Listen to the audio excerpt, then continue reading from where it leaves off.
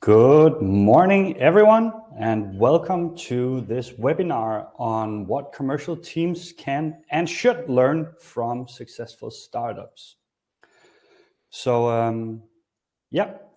I will be your presenter today, and my name is Sixten Schultz, and I'm a partner with Quadrant Consulting.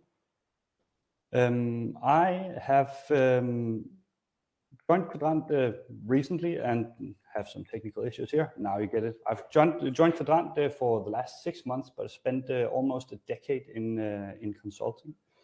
And over those 10 years, I've worked primarily with B2B companies. And what kind of struck me was how often a change is super difficult process and it takes such a long time to implement. So looking across different sectors, I wanted to deep dive a bit into why does it take so long time? And do we have any examples of smaller companies that are better at adapting or generating a higher impact with less resources? And that's essentially what we're going to go through today. So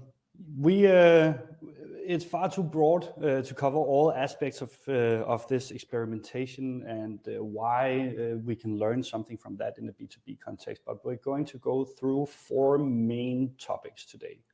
So first of all, I want to take you through a bit of the observations and the benefits of experimentation. So what can we actually get out of this as commercial organizations? And then I want to also present like a more tangible framework for how do we run experiments, how can we actually apply this, and what's the key things to remember if we want to put this into our operations. And lastly, of course, as with everything, I want to make sure that we cover some of the pitfalls of running experimentation to avoid not having false resource or waste a lot of time and effort if we want to do this. So let's jump into it. First of all, I think my observations, the first thing I did when I thought like B2B companies, they are facing a lot of tasks of implementation, but is there any way we can see that also in the market? Is it just my observations? I think an interesting point to look at is how long do companies survive being the best? So a long time ago in 1937, if you looked at the S&P 500 index, the average lifespan of a company that was in there was 75 years. So you had a nice time, a good 75 years where you were able to maintain your competitive advantage, you were able to maintain your margins, you were able to maintain what made you the great company that put you on that pedestal. So how does that look today, you might ask yourself? Well, in the last research that I could find, it's 12 years that you're looking at. So, and over this time, it's just been a steady decline down to having a way shorter time on the pedestal. And this holds true not just for S&P 500, it holds true in Denmark, it holds true in almost every developed market that we can observe. So why do we see this decline? One of if you open up and see what is the changing dynamics of the market is that we have rapidly changing biodynamics. So the whole digitalization and the wave of the educated consumer and democratization of data and decision making makes for a vastly different market than what used to be, with very centralized decision making power. More than that, we also see that the markets themselves are changing. We have a surge in companies being created. We have a surge in competition. We see also that the time it takes for companies to copy or provide substitutes to your service or product is rapidly increasing. So in essence, you're entering a market of uncertainty. So uncertainty is really what drives this lack of being able to sustain a position. So how do we actually navigate this uncertainty? What do we do about it? I think one of the most uncertain areas that I could think about was back when you really need to do something vastly new as the humankind or as a human being. So I want to introduce you to a couple of people. First of all, I want to introduce you to Samuel Pierpont Langley. So he is, for those that don't know you, he used to know him. He used to be the father of modern aviation mechanics. So Samuel Pierpont Langley, he was an inventor, a successful inventor that gained him a lot of wealth. He was a physicist. He was a professor. He was a general. He was part of the Smithsonian community, and he was actually what was perceived as the guy who would take the humankind up in the air and would invent aviation. So he went to the papers and said, guys, I have a long history of being able to succeed with this. I will make us fly. He didn't have a lot of competition, and not a lot of people believed that anyone else would actually enable the humankind to be able to fly. But then we also had some other people that entered the race. Two brothers that you might know and have heard of as a contrast to Samuel Pierpont Langley, the Wright brothers, with way less resources, with not a lot of financial wealth and not a lot of background to be able to actually produce anything. So nobody kind of believed that they would do it. So why is it that we actually haven't heard at all about Samuel Pierpont Langley, but we've heard a lot about the Wright brothers? We all know how that went or where we ended. Part of that is that over the course of in the early 1900s of, I think it was 3 or 4 years, Samuel Pierpont Langley, he made 2 attempts. So he went together with his team of physicists and mathematicians and calculated every little bit of how this was supposed to go right. He looked at the air mechanics and figured out what it would take to get a plane flying. So he made 2 attempts. And then there were the other guys. They didn't really have a solid concept of how everything would work. They hadn't have the basic understanding, so they couldn't make any assumptions. So they needed to test everything. So over the course of the same period of time, the Wright brothers, they made 5 attempts to actually get something flying every day, from putting some cardboard on a bicycle to the result that we all know today, and where they ended up being the fathers of modern mechanics. So where can we see something like that today? So if we just had somewhere where we could make this more relevant to our B2B case of how we commercialize, if we had somewhere where we had high market uncertainty, where we're not exactly knowing who the buyers of our products are, if we actually had some uncertainty where we didn't have a proven history, where we could look at some sales uncertainty, where we actually don't know where we best reach our market, and also where we don't really have an understanding of, is our product or packaging the right fit for the market? Do we actually know something where we will have the impact and there's a product fit that we desire? So I think that there is, and what I looked at when I was asking the question about why are we so slow, I looked at startups. So on top of all of this uncertainty, you also have a huge amount of cost and time constraint, which makes for a super interesting case to observe. So in a survey of 1,000 startups, when asked, you asked, how often do you actually need to fundamentally change something in your setup? So it can be product, it can be price, it can be how you're going about it. And when asked, 80% of startups, they need to make some sort of pivot in the last 12 months. What's interesting when we drill down that data a little bit is also to see that actually 25% of that were central components in the commercial operations. So the way you sell, the way you are approaching your customers, the way you're marketing your products, the way you're creating the right messaging around your products. So how do they actually do that? How do they make that pivot? The main tool that they are using It's experimentation. So experimentation is a great way for companies that don't have a lot of financial resource, that don't have a lot of they don't have time to fail. They don't have the fortune or the ability to sustain something not going right. So how do they actually do? And there is a famous phrase among startups that is test, then invest. I was introduced to it as another concept that was called pebbles and cannonballs. So essentially, if you are in the dark in a boat and you need to find land, what can you do? If you need or find an enemy, what can you do? So you're walking around, and the best way, instead of just wasting your cannonballs shooting all around, they are expensive after all. Throw some pebbles, and when you hear it hits the water, you throw. It hits the water. But then when you hear something that is hitting a wooden surface, then you know where to shoot. So pebbles and cannonballs is the strategy or the equivalent for that.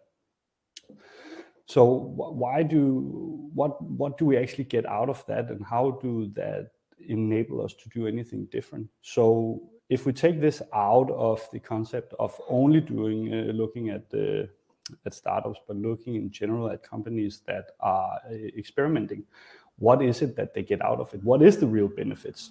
So first of all, you can make sure that you have an iterative and continuous improvement of your products or your ways to sell.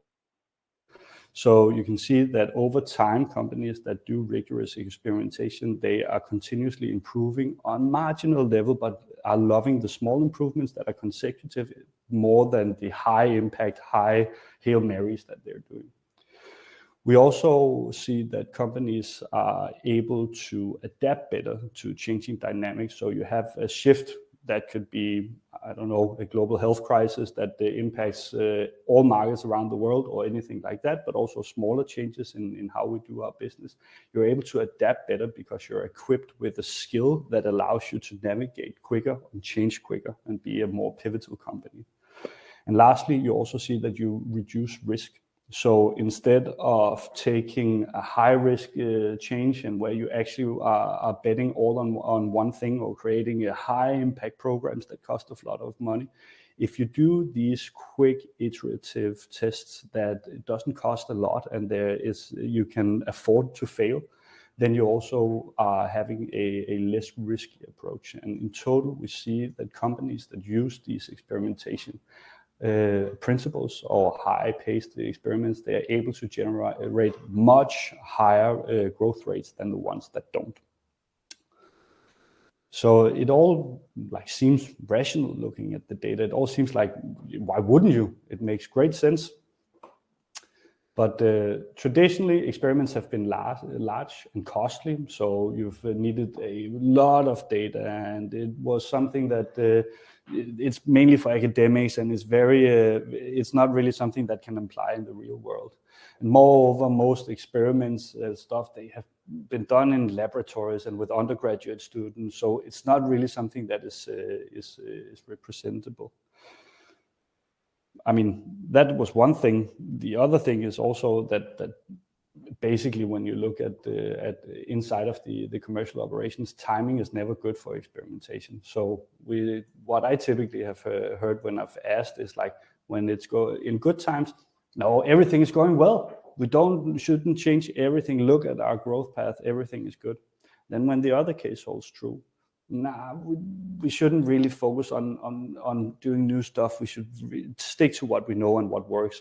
We can't afford to do mistakes. So when should you actually do it? And I think that is the main point of why companies don't do it. If it's not a part of your DNA and your MO, then you typically end up not having experimentation or rigorous testing as a part of how you operate.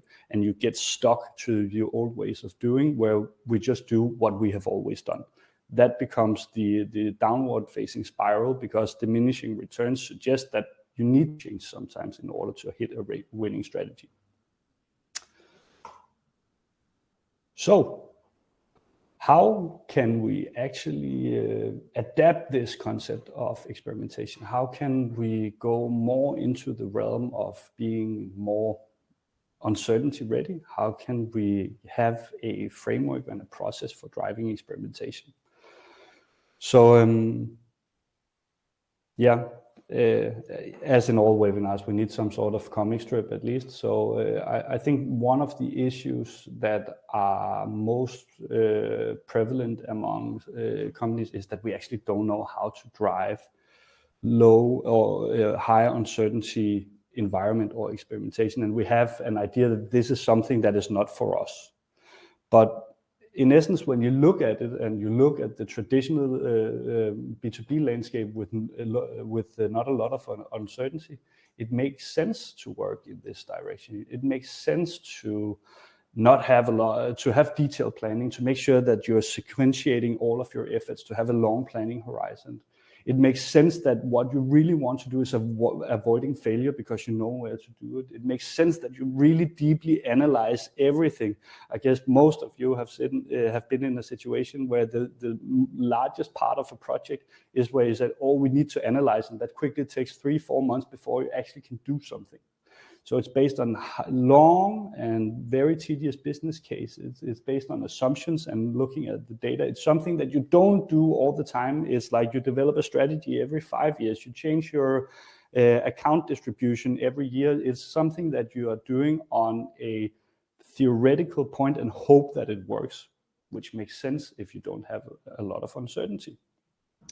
Whereas in a more high uncertain environment, and especially that of where startups are looking, you need to do a trial and error approach. You need to be able to fail fast because you can't afford to do something that doesn't have the desired effect. You're more focused on testing. You're keeping all of your experiments lightweight, the small pebbles versus the cannonballs, and you make sure that it's not based on assumptions, but that you test it out in the real life, and then you go back and reiterate. So in essence, you need to shift your mindset and how you run your commercial operations and how you test if you want to be able to succeed and strive in a more high uncertainty environment. So how do you do that? I have brought with me a simple process of how could you actually start to look at this. So first of all, don't create your business case. Make sure that you focus on creating your hypothesis. A good way to start is to look at your pipeline. How does, this is just an average example with some benchmark data, how does your pipeline look as a commercial operation? And look for where you think you can do an impact. So by doing something, I can impact this step, this drop-off rate, the conversion rate, which would ultimately result in what would that all other things equal mean for your business. So identify those experiments, and that could be in sales process, it can be in time, it can be in win rate, it can be in size of opportunity, in messaging, and everything, but identify the experiments that are anchored directly in your commercial engine or your pipeline or your funnel, so you can make your light assumptions instead of long and difficult business cases. Second, plan your experiment. So we're not running large projects where you need to change all the organization at once because we know it just takes time. You have a whole set of consultancies doing change management over the course of 3, 5, 4 years, and that's great for high uncertainty environment.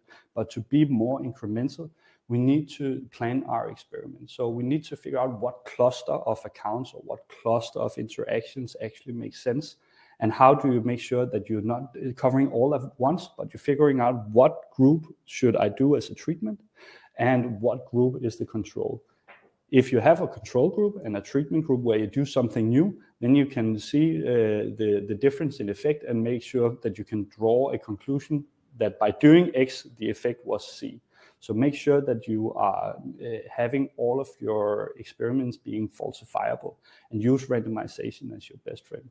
like one of the things we typically, or I hear when I talk to companies is, yeah, but we can't really make sure that the groups are alike, and this is one part of there's not similarities enough in the two groups for this to make sense. And I don't necessarily think that that is true, because they don't need to be perfectly similar. They just need to be similar enough. And if we use randomization, the mindset of like this chemist where you need a completely clean petri dish in order to run your experiments is not really how we do it in reality. As long as we make sure to distribute the dirt equally, then we can actually use the two groups as an interesting experiment. We also need to make sure that we are designing the experiment in the right way. So we need to make sure that we shouldn't involve all of the organization. Keep it small enough to fail. Let's make sure that we make it simple, so that we are keeping the experiments or the things we want to do different super simple. It would be mega hard to attribute any sort of improvement to an action if it's too complicated, because you cannot isolate what made the difference. We also need to make sure that that it's scalable, that it's not something that we can only do on a small scale, but that if we were to do it to all of our global operation, we wouldn't really be able to succeed. So it needs to be designed right in a scalable fashion. And moreover, it should also be killable. We need to be extremely diligent about what good looks like, and also what are the kill switches for our initiatives. One of the main reasons that B2B companies fail with their experimentation, or their pilots as they're typically called, is that we are not good enough at shutting down. So over the time, we fall in love with our project, we become pod committed in what we're wanting to do, and therefore we end up keeping stuff alive that shouldn't be, that should be killed a long time ago.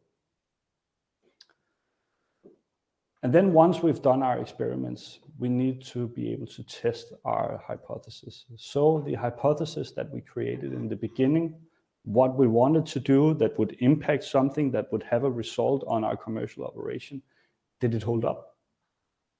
Were our assumptions true? If no, update our design, tweak the approach, and then do it again, because after all, we've made the experiments to be small, quick, simple. It doesn't cost a lot to do it again. If it did hold up, let's validate our findings. Let's make sure that we've done a small test. Let's make sure that we created, that we scale that experiment to say, does that also hold true in the next setup? If you test it in Denmark, does it work in Germany? Does it work in North America? Test if you can generalize the findings or the outcomes of your experiments. So overall, this is the process that I see work for many commercial organizations. That you create your hypothesis and make sure that it's linked to your process or your sales funnel or your pipeline. That you plan your experiment, that it shouldn't really be something that covers the entire organization, but that you are very diligent about what groups do I actually want to involve and what do I need to do. Also need to make sure that we design it in the right way, that it's fit for measure, that we have the right kill switches, that it's in the right size, and that it's actually scalable.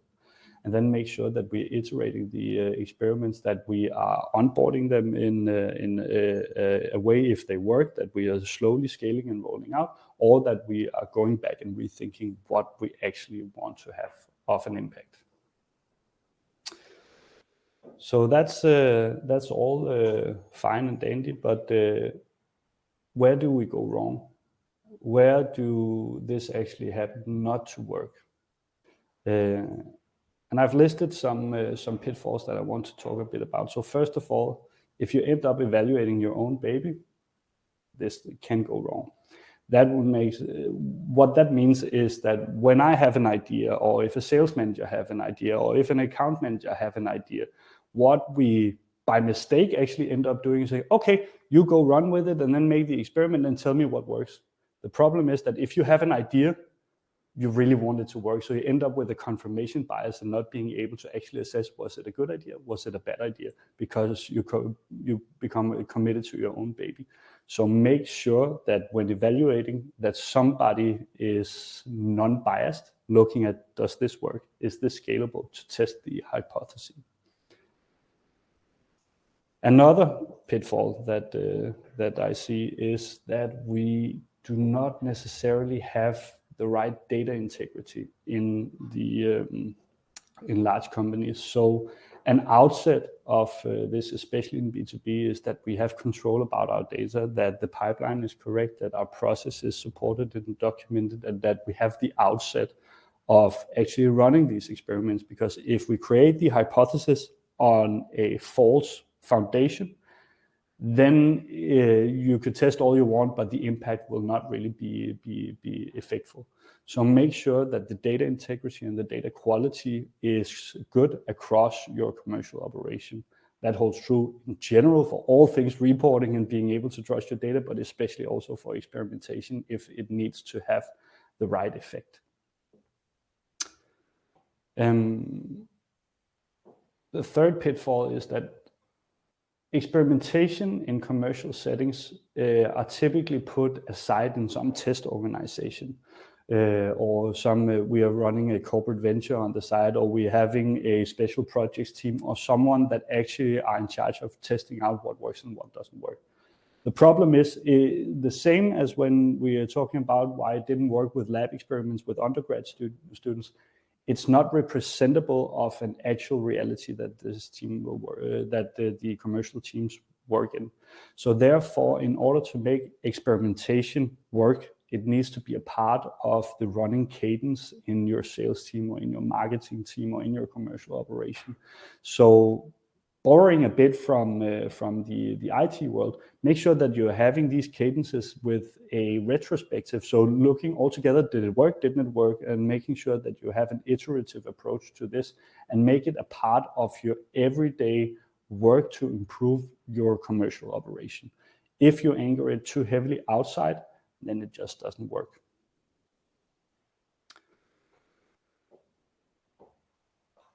Overcomplication is also a pitfall of running experiments. So one of the reasons why most larger strategy initiatives or larger impactful programs are missing the mark is because you are looking at a future that is distant and you want to change a lot of things at the same time.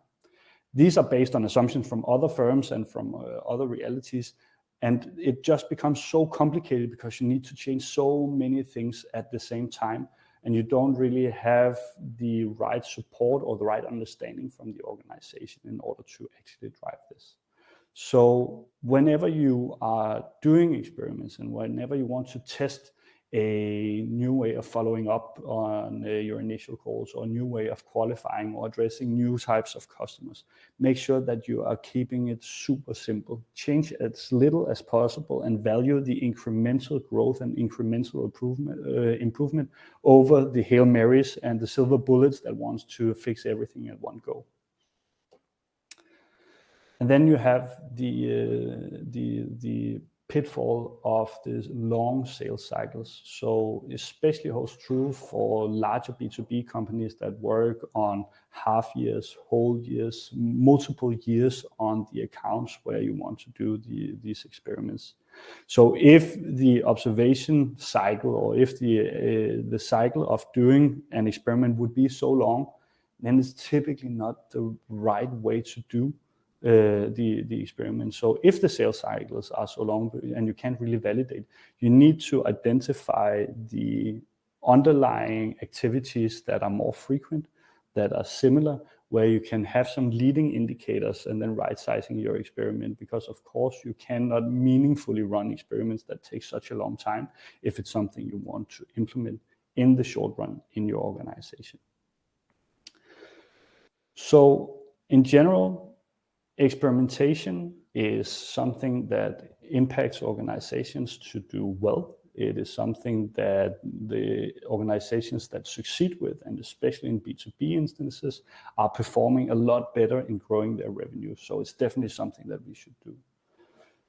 It's fairly simple to implement an iterative approach if you just do it the right way and integrate it into your organizations. And most of all, we can identify the pitfalls. We know what to avoid for experimentation to just be something we do and not actually have contribution to your bottom line. That was more or less it from me, and a brief introduction to the anatomy of experimentation in B2B companies. And the last part of this webinar is still me talking, but more interactive. So we are going to ask some questions. Here's some questions from you guys.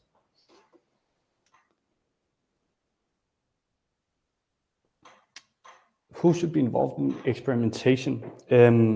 It's a great question. I think it comes back to the issue of where do you anchor experiments, and I think it's important that experiments are done with and hosted, anchored with the commercial teams that they will impact. So if you want to change your sales process to have another step or a new meeting with your client, or if you want to do that, the people that are going to actually run the meetings needs to be owners of the experiments. So anchor it with the sales management that is responsible for the iterative improvement of the sales operation, and involve all of the sales reps or the marketing managers that will be actually conducting the change or the interaction, so they can both see the benefit and they are part of actually creating the experiment and can support the scaling. So a great question, great question.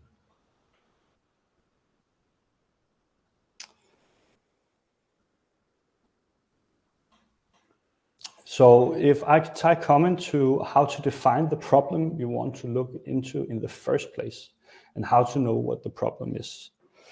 I think in general, there's a difference between a lot of startups and B2B companies are facing different problems. So startups face a problem of being able to survive. They will run out of cash. They need to make sure that they're funding. So they're always running on the lifeline and need to improve themselves continuously.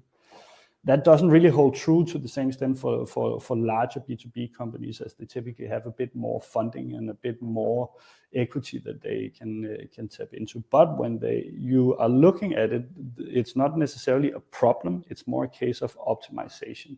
So if you look at your sales funnel, for example, you can have some different hypotheses about what would work. What would be the effect of getting 5% more qualified leads at the end?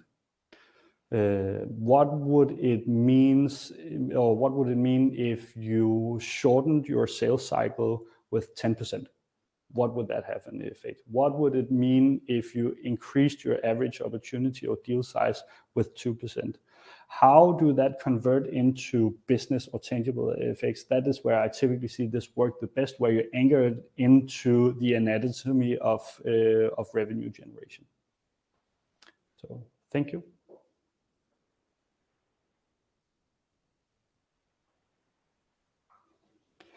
A good kill switch, how to design that? I think it's a great question and really something to struggle with. So a good kill switch is, for me, something that is measurable and that everyone agrees with, that you can't really question. So there's full transparency at all, and that is then executable. So if you have an initiative that I want to try to package a new service in a new way, how long time does that take for to prove itself? When can we see something happening? How long are you willing to invest? And again, keep it simple, keep it short, and keep it killable. So if you say, yeah, for this to succeed, I can bring it to market fairly quickly. It doesn't need a lot of product development. It's a service. So how can I test that somebody wants to buy it? It can be the ability to generate meetings. It can be the ability to generate interest. And if it doesn't hit that quota of having 5 meetings or one customer that wants to do it within 3-6 months, kill it. Make sure that it's something that is easy to identify. On the product side, we can also look a bit of startups, how they do. So products typically take a long time to develop, but a very quick way of testing potential for products would be to prototype it.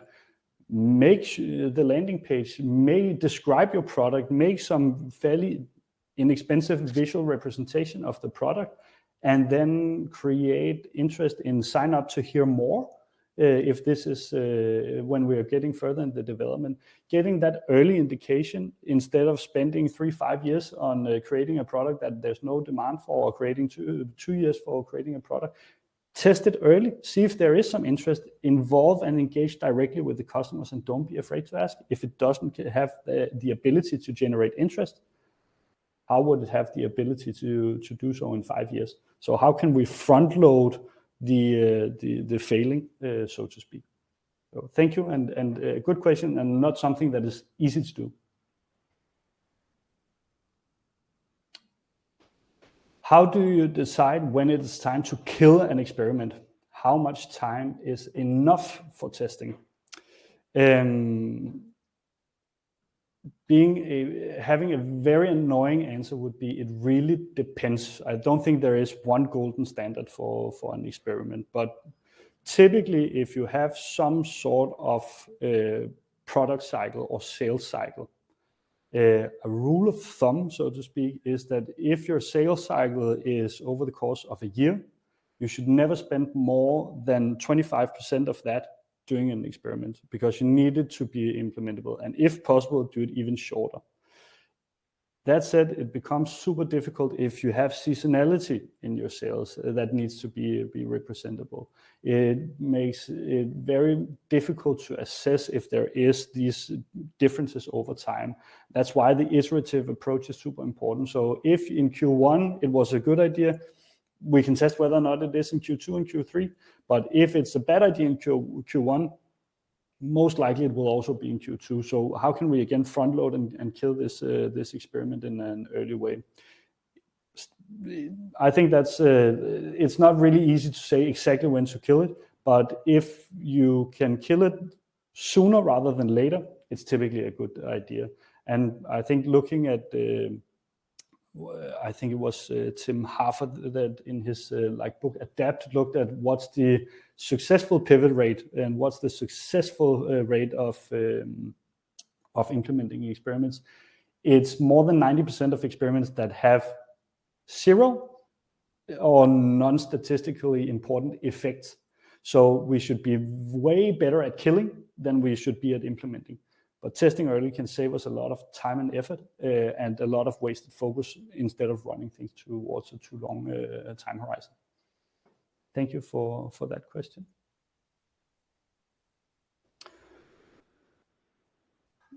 If experimentation is driven by hypothesis, who owns making them, and what is the main difference between a good and a confirmation biased one? This is, for me at least, a two-parter. One thing that I would advocate for in these hypotheses is, again, if we want to do this in practice, I think we need to anchor experimentation within the commercial teams.